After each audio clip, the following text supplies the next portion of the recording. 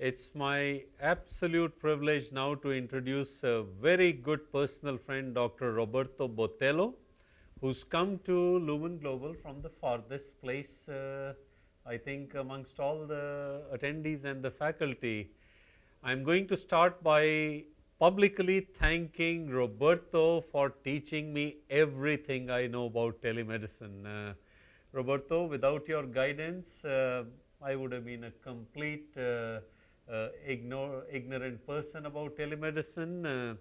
You opened my eyes, and life for STEMI interventions, as far as I'm concerned, my approach to them has been totally different. And I think the relevance of our work, we'll be talking a lot more about Latin today as well as during the meeting, is I think transformational to the care of so many disadvantaged people in the world. Welcome to Lumen Global. You think the meeting continues to make a difference?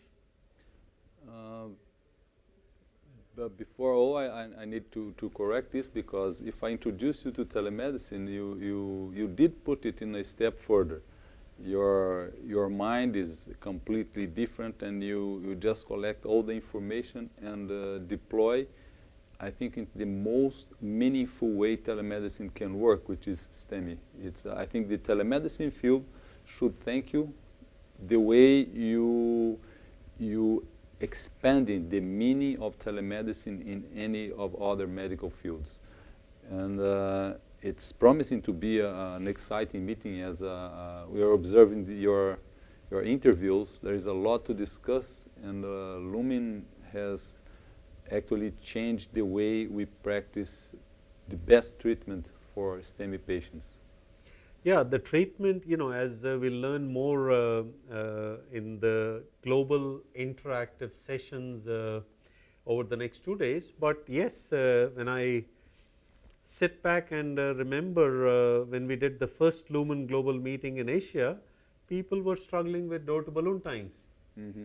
And now it's second nature. Even countries like Cambodia and Myanmar have fairly robust STEMI systems. There are challenges with STEMI networks. I interviewed Dr. Tan Hue Chim from Singapore, and we talked about new quality initiatives. They have a new term, VDO, which is basically using quality divided by the cost to reach better indices, and all that is very positive work.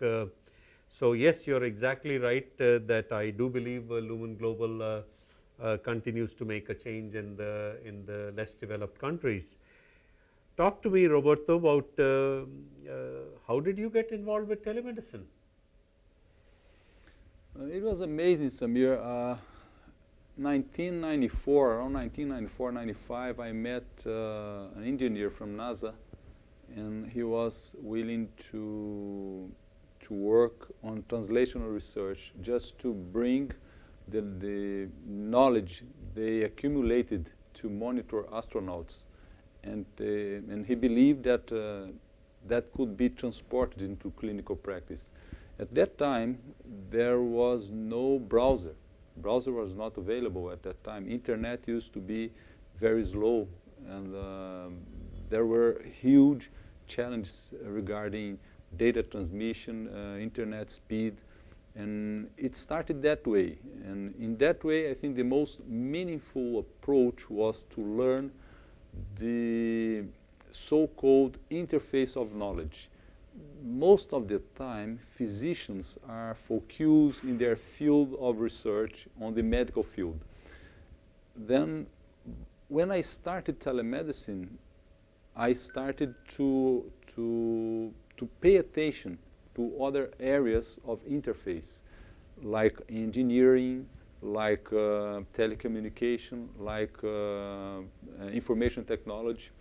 And since that time, we could observe how could we transport current knowledge from other areas to the medical field. And as you did very well. You changed the practice by implementing processes as better than procedures. Then I started long ago, and by dealing with these guys, we learned and we integrated, and we created a channel to interact, and the medical field could share the need with the engineers. Most of their knowledge were already available and were being deployed in other areas of knowledge.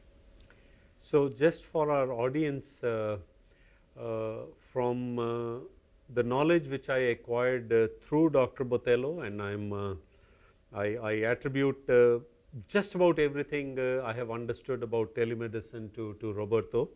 I founded the Latin program, which has been transformational. I'll let you explain the impact of it, how it can provide a global template for less developed countries. But this program has been active now. We've recently completed the care of 500,000 patients with telemedicine in 3 countries, and hopefully it's going to go to many other countries, and hopefully also to the ASEAN region, to specifically to India, and also to parts of the Middle East, sub-Saharan Africa. To me, the relevance of it is universal.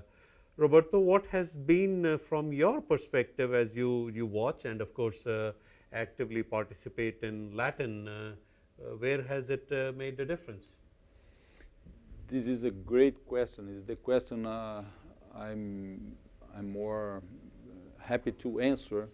I would divide in 2 steps. Number 1 was the first step when Latin approached the hospital-to-hospital network that in the business area is so-called business-to-business, B2B.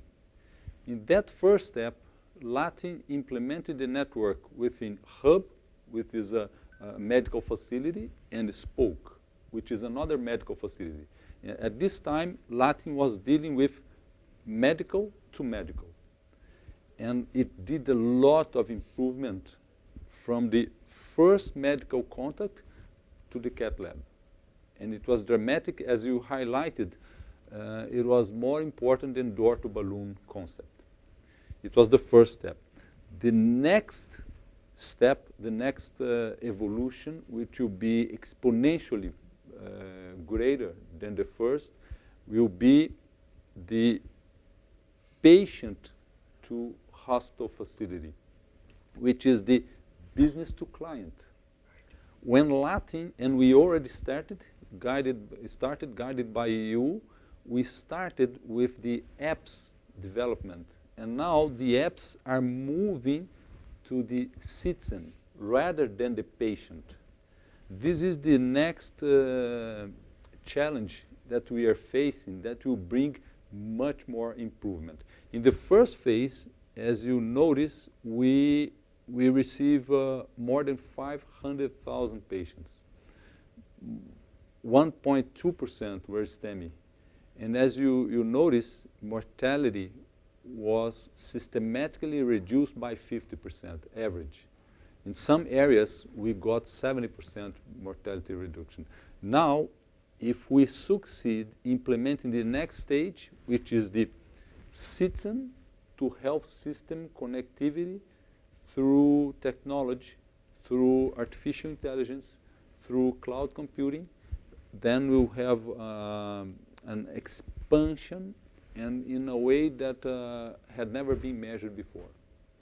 So, let's talk about the relevance and application of telemedicine as an example to India. Now, Lumen Global is at Jaipur as a wonderful location, as well as to help propagate the Rahat program, which is the Rajasthan heart attack treatment, which I created from the lessons which we have learned in Latin. Now, take this forward. How should telemedicine be logistically, cost effectively, introduced and expanded to a country such as India?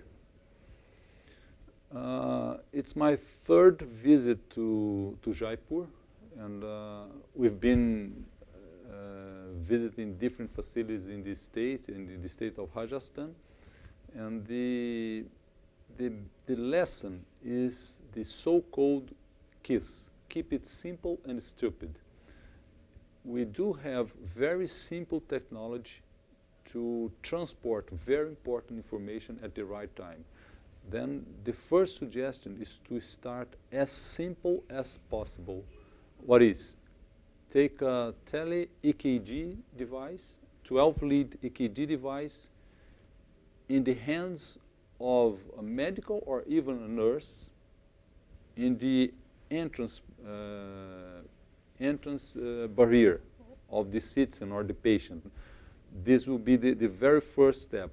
And connect it to the telemedicine center by means of whatever connectivity you have.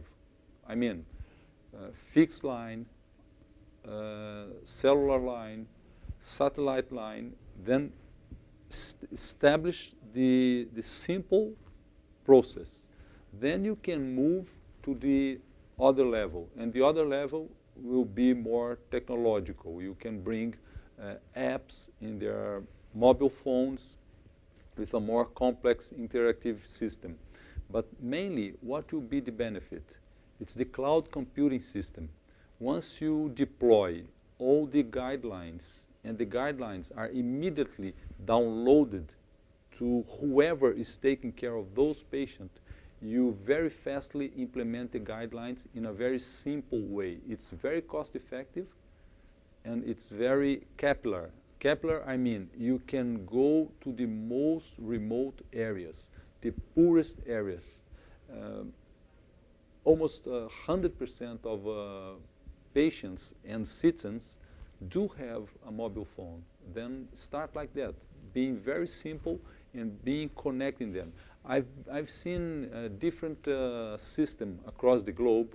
Some of them are too complex, too expensive, require a lot of procedures to start the system. But then the main lesson is stay it as simple as possible, as cheap as possible, and as cost effective as possible.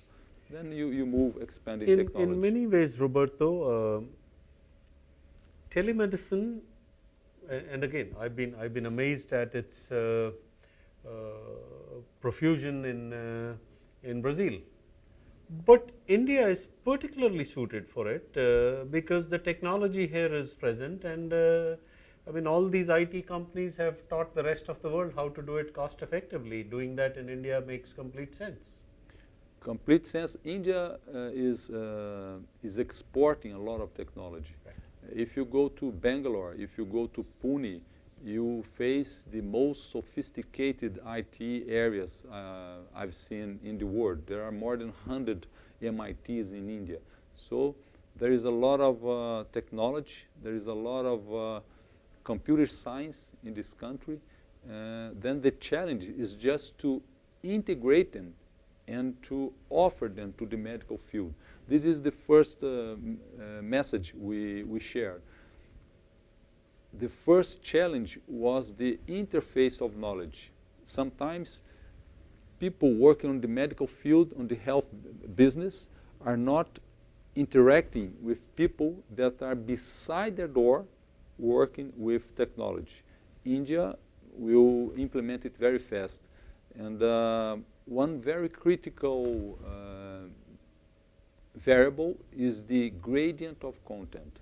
If you respect the gradient of content, I mean, connect high content with low content center. If you connect similar centers, there is no gradient, and the system will fail. The telemedicine program will fail, as we have observed across the globe. Then just pay attention to this gradient of content. In India, you have a lot of gradient. Absolutely. And connect this gradient, that the system will work very well. Take me, there aren't many more tech-savvy interventional cardiologists, STEMI interventionalists than you. What's the role of artificial intelligence in STEMI? Or is there a role? Yes, there is a role. I think the main role of artificial intelligence is to take unstructured data and to process this unstructured data in a very high speed, in a way that you can bring information from this unstructured data. Let me give you one example. We noticed that every time that the weather change and you faced a temperature drop, you increase the incidence of STEMI, particularly in women. Then the AI. And we were thinking it is the estrogens which is making a difference. It may be part, but the super machine, the machine learning system, the super machine on the cloud can easily interpret this phenomena and correlate weather forecast, patient risk variables, and predict high risk when is predictable temperature drop. Artificial intelligence can interact this unstructured data and bring a very important message to the system by means of the capillarity of the technology. And another way is also predicted that we no longer need physicians to interpret EKGs, to interpret tomography, to interpret resonance.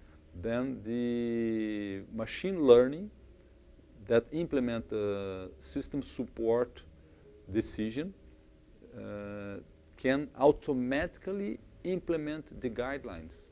I mean, in the near future, we'll have a cloud computer system that will automatically drive the treatment of STEMI without physician interference. Well, where I find it even particularly beneficial would be it's assisting us with decision making. Yes, as you just discussed with TL, when should we support complex intervention? When we will use this or that device? Will you treat the culprit vessel or all the other vessels, multi-vessel angioplasty? AI will bring this unstructured information and may change the information you get from population studies to individual decision. And the individual decision will be much different from the population-based study.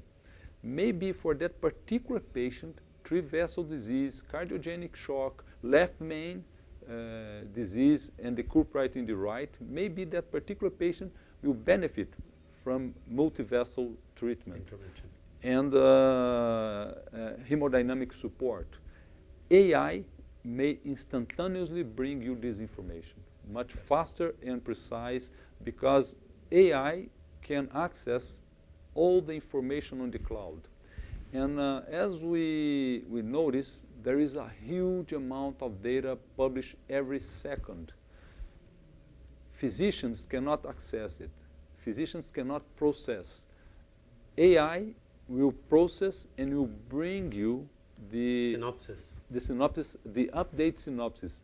Papers that was just published a few minutes ago can be available to change your practice. Fantastic. Roberto, on a personal note, India continues to draw you back again and again. What fascinates you about this country? I love India. India changed my life since I came here for the first time, 2012. And this is the good thing, because there is this exponential growth in the in IT availability brings us to the so-called singularity. Singularity was predicted when the Moore's law predicted that for every 2 years, computer capacity would double. Mm-hmm. This way, we'll go... The model at Intel too. Yes, it was Intel that launched the Moore's law. And by following this, we'll come to a point when we get to the quantum ships that the system may get unstable and may get into the chaos. But this exponential growth of the knowledge predicts that within the next 30 years, one single computer will process more knowledge and information than all 7 billion brains in the world. And what it has to do with India, it's the split between brain and mind. I think that the quantum physics is on the field of the mind, and the software and the Newton physics is on the field of the brain. In India, I learned the mind. And Indians, the most brilliant guys I know from India, they are those who can split brain and mind. And from the mind, like Tesla didn't create any project to implement his knowledge. He got the knowledge from the mind. And for the first time, I visited this concept was in India. And the brilliant minds from India, all the friends you have introduced me, brilliant guys, they are splitting brain and mind. And at the very last minute, it's the quantum physics on the quantum chip applied to the millionaire knowledge from India. I have no doubt, Roberto, people are going to find a lot of it very interesting. You are just an amazing man, and it's been an absolute pleasure knowing you, having partnered in our work in telemedicine, and hopefully we'll continue to use the technology to save hundreds of thousands of lives. Look forward to interacting you more over the next 2 days. Thank you. My pleasure being here.